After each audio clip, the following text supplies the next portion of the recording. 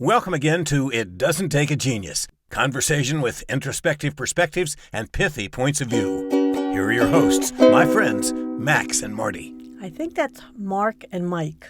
Yeah, whatever. Ramsey! Marshall, how are you today? Fantastic. Just hanging out outside my house. I was going to ask you, we talked for about a half hour before we began recording, and I have no idea why you have that backdrop. It's my virtual vacation home. Oh, okay. I paid for with virtual money, and I virtually don't own. So it just is my happy place. Well, so that's where I'm at today. It is lovely. I'm apparently more on message to our topic today, which is teamwork. Teamwork. How many times, if we had a nickel for every time as coaches and consultants, somebody said, we need to work on our teamwork. Yeah. We wouldn't have to go work on teamwork. We would be wealthy. It's either that or communication, right? Like those are the two big ones.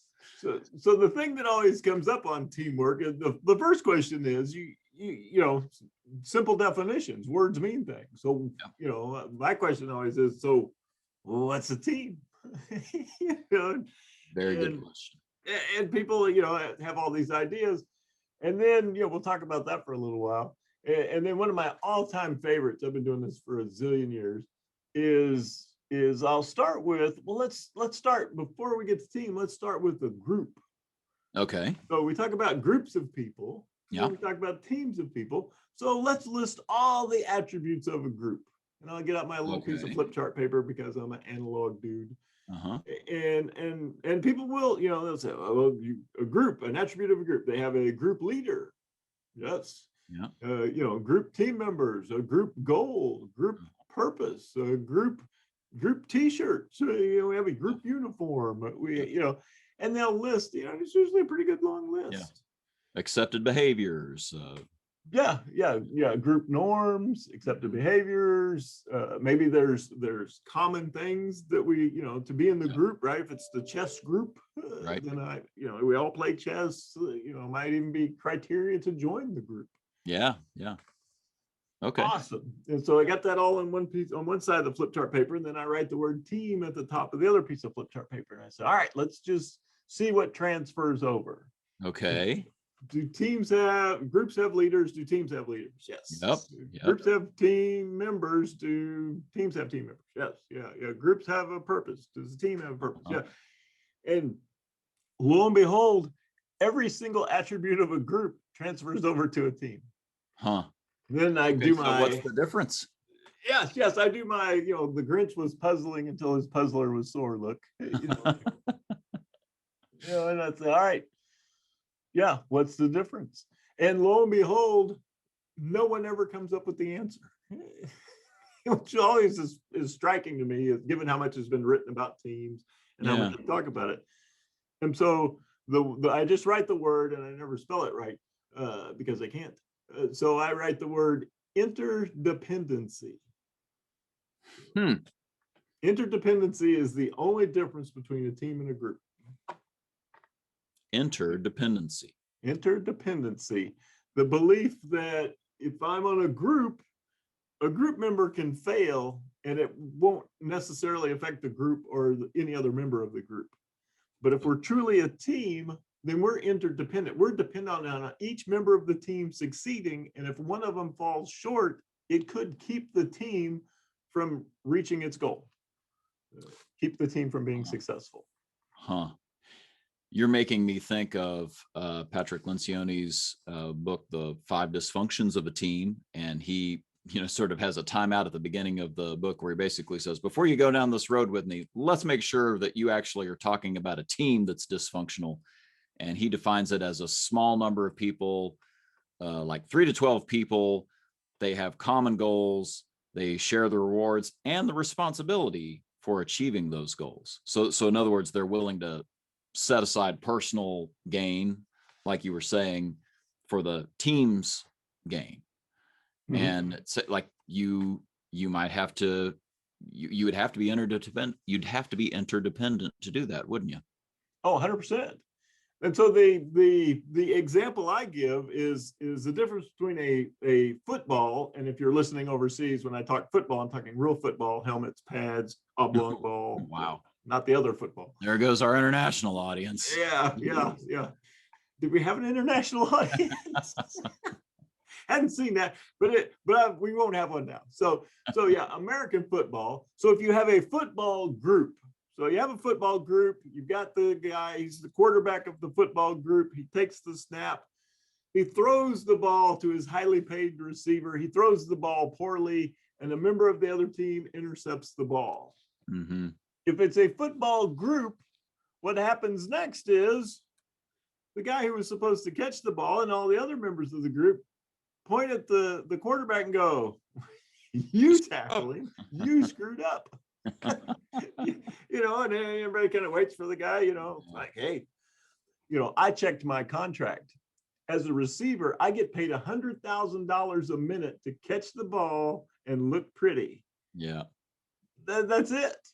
That's all my contract says. Yeah. If you have a football team and I, as the quarterback, throw the ball and I throw it poorly and it lands in the hands of a member of the other team, everybody will immediately switch roles. Yeah. Nobody has to make an announcement. Nobody has to say, listen, we've encountered some issues that may keep us from our team goal. What can we do? No, the guy who gets paid $100,000 a minute to catch the ball and look pretty, he switches roles and he immediately tries to tackle the guy that now has the football.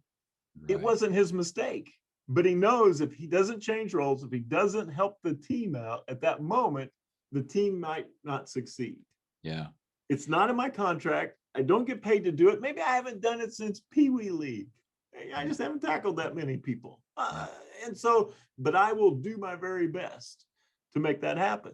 The ultimate team player is the kicker. So you'll see the kicker. He will kick off the ball. This guy who weighs 280 pounds and can run 100 miles an hour is now streaking down the field. Yeah. There are 10 guys that are trying to stop him. And then behind the 10 guys is the kicker. The way the game is laid out. Right. And so if those 10 guys who are all highly trained at grabbing people and throwing them on the ground miss, because this guy is so fast, the only thing that remains between the other team scoring and the 280-pound bullet that's flying down the field is the kicker. Right. And you will notice the kicker seldom has on much padding, right? He's got a couple of, what do you call those things? Epaulets? Epaulets, yeah. Yeah, he's got a couple of those on his shoulders. He's got one little bar on his face mask, just for appearances. And nowadays, they're typically former soccer players. They don't even play football. There's some guy on the soccer team, he had a good leg, we put him on our football team. Yeah. And so now you'll see him, right? And you immediately know, do I have a team player or a group player? Right? Because this guy's streaking down the field, he's picking up speed, and a lot of them are smart. So they're calculating like, E equals MC, mass times constant of light. So they know how hard this guy's moving, right? And how much it's going to hurt. Right. And you'll see the guy, right? A group player will kind of stick his arm out like, and the guy will just fly past him and maybe brush his fingertips and he'll do the, couldn't get him. But a team kicker, just bulldogs him. He'll do his best. He'll put his head down, right? And he'll eat. The only two things happen. The guy gets completely flattened like a pancake, like the Roadrunner in Wile E. Coyote kind of thing. Or he gets tangled up in the legs of the guy running and happens to bring him down, just like a bolo or something, and you go out and you pick the kicker out of the legs of the speeding competitor. So, yeah, but that's the difference. Take one for the team. Yeah. Am I willing to sacrifice, right? I'm not trained in this. I'm not paid to do this. Right. This is not my job description. But this is what the team needs right now. And it's not my fault the other 10 people on my team messed up. But the team needs this right now. And I'm going to do my very best to make that happen. I remember, I think it's Disney that says that they have an internal motto, it's not my problem, but it is my responsibility. Mm-hmm. that's the kind of thing we're talking about here is taking ownership of whatever role is needed of me on behalf of the team. So an example, we both work primarily in the car business, and a customer comes in ready to take delivery, and for some reason the salesman is not there to deliver the car to them. Somebody's got to deliver that car. They might not get paid for it either. And somebody just has to step up to the plate and do it. And again, that's one of those times I've heard sales managers, sort of talking through their roster, he only sells 5 cars a month, but man, is he a team player. He's always there to help out on, and they'll keep that guy, right, over, maybe a 10-car guy who's mediocre and is just clearly out for himself. Well, I think where we're going with this is, hey, management team, it's your job to set this tone and set these expectations to say, hey, we're going to be a team and not just a group here, right? Oh, definitely, definitely. And I've had so many business owners, managers, leaders tell me that during the pandemic, it became immensely clear who was a group member and who was a team member. Yes. And so as some of these businesses were shut down, they didn't reopen all at once. They would bring 1 or 2 employees back. They'd bring 1 manager back, a couple of team members. Yeah. And in turn, the people that they brought back had to wear every single hat. Yep. You were the cashier. You were waiting on customers. You were bringing the product around. You were stocking shelves. And so they quickly discovered that some of the people they brought back were more than willing to do whatever was needed in order for the business and for the team to succeed. Right. And some people came back and said, I'm not doing that. Right. You hired me to do this. I'm not doing that. Despite the fact that there's a worldwide pandemic and an incredible crisis, I'm not going to do that for the team. And I had a lot of business owners tell me, they said, when we were in the middle of this and nobody knew how it was going to turn out, they said, if I have to, I hope I don't, but if I have to let people go, yeah, it's much clearer now who will go and who will stay. Yeah. I will still lose sleep over it, but I will make the decision with much more confidence because I now know who my team players are. Yeah. Yeah. The litmus test was right in front of them, and it had to do with that self-sacrifice. Well, and I talked to team members and they told me that was their goal, right? Remember, they came up with the term essential worker. Yep. And the government defined that. But I had people, team members and managers say, I said, what was your goal during the pandemic? And they said, my goal when I came back to work was for my boss to look at me and go, that's an essential worker. Yeah. Right? He's essential to our team. Yeah. And that was their own personal goal, was to be viewed as an essential worker. Right. And to make things happen. Well, so Mike, as we sort of head to the home stretch of this, we ought to talk a little bit about the practicality of how you get a group to be a team like that. And I don't want to put you on the spot because we didn't really talk about this beforehand, but I'm just wondering if you got some practical tips for a management team who's trying to get their, department or their particular work group to function more like a team than a group. So are there some things that you'd point to that are next steps? Well, I think one of my business owners, he told me one time, he says, I got a whole lot of people who work next to each other, but they don't work with each other. Mm-hmm. And that, that was kind of his introduction to your question of, okay, how do we get them to work with each other instead of next to each other? Geographic spacing wasn't a team. That's not it. Yeah. And so I always start with the very first thing, which is building trust. Mm-hmm. If that foundational level of trust between the team members is not present, right, then nothing else is going to happen. And trust comes from knowing why the other person does or doesn't do things. Yeah. And that only comes from getting to truly know the people on your team. And so whether it's discussions or sharing exercises or we have people partner up and go to lunch, a different day, whatever it takes, but everybody on the team needs to understand everybody else on the team's why. Why are they there? And what's important to them? That And is you see this in every sports movie, right? Every military movie, there's always this moment where the team's not getting along. Yep. And then there's this moment where they actually break down, have discussions, and talked about what's truly important to them. Yeah. And I always think of the George Carlin quote. So George Carlin said, "The people who dance are considered insane by those who can't hear the music." Yeah. And so you see a member of your team doing something, and from where you're standing, it looks insane. Right. And it's only because you don't know the why. You don't understand why it is they're doing or not doing that certain thing. And once the understanding of that is there, you start to discover strengths. You start to discover opportunity areas where as a team, we're going to have to, if we're going to go with a strength-based organization, we're going to shift our roles a little bit to put people in a position to do more of what they're good at and less of what they're not good at. And ultimately, that only comes from truly understanding the other members of your team. That to me is step one. That's phenomenal. And again, you've taken us back to Patrick Lencioni, and the first dysfunction that you have to overcome is the absence of trust. And I think just to add to what you're saying, if you're looking for a formal exercise to go through, you said group sharing, personality profiles. We love DISC. There are other ones out there that are just as effective for what we're talking about here. Just some opportunity for me to open up my kimono and share a little bit of myself with you, and for me to invite you to do the same so that I learn a little bit more about you as well.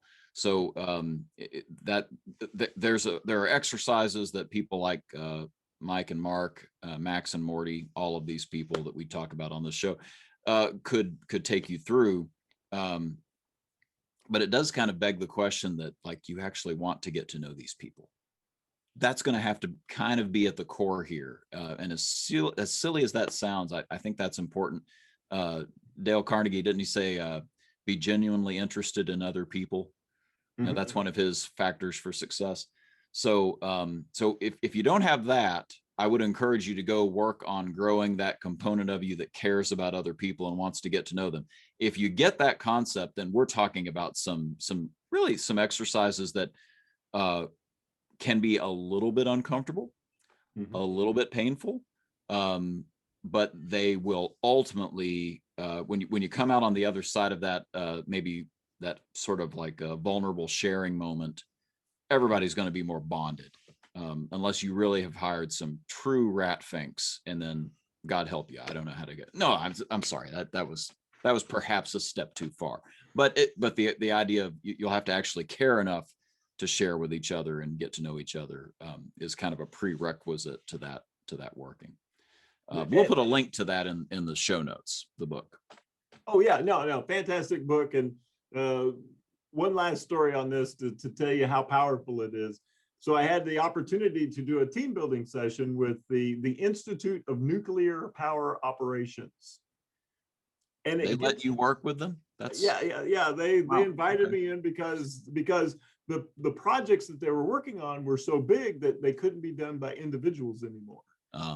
And so not only was it the Institute of Nuclear Power Operations, it was their Computer Applications Development Division.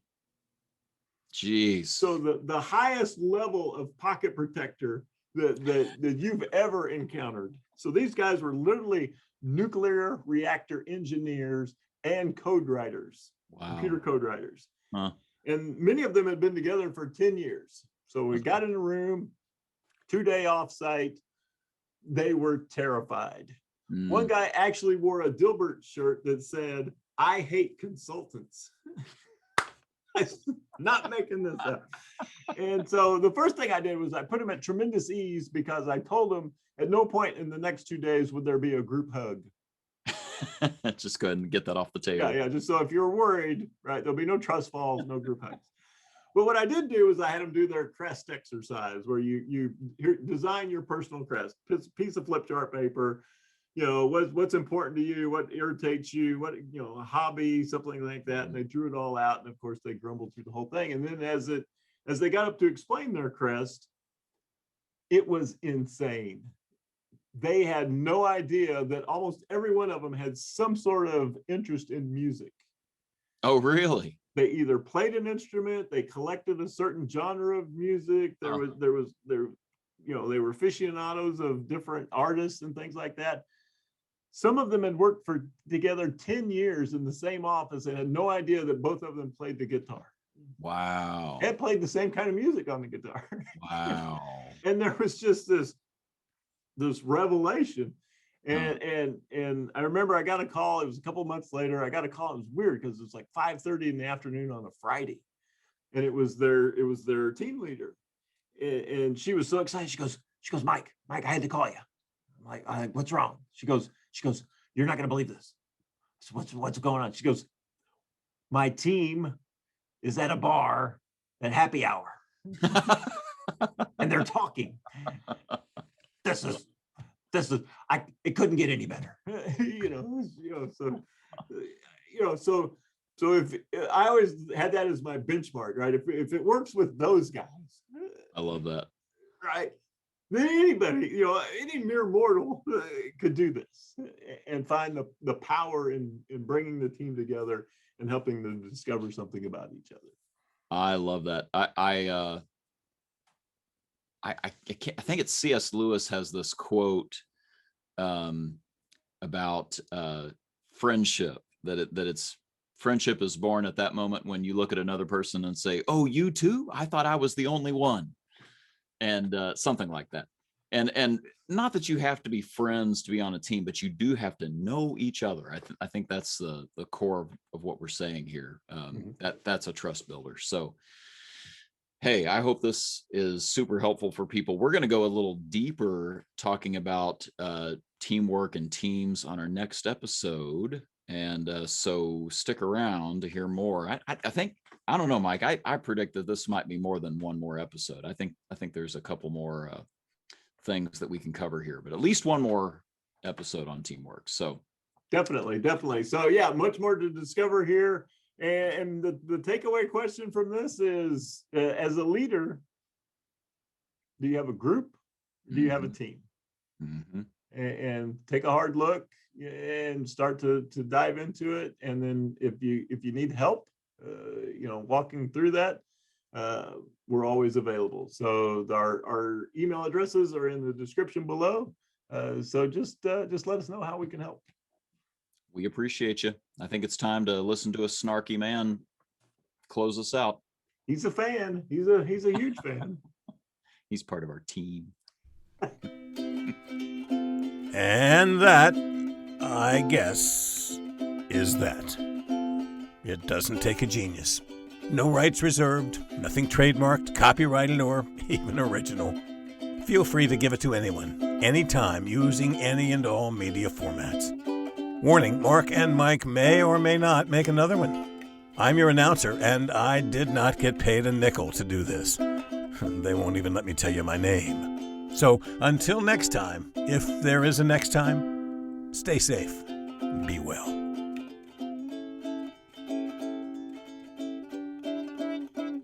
That's good enough.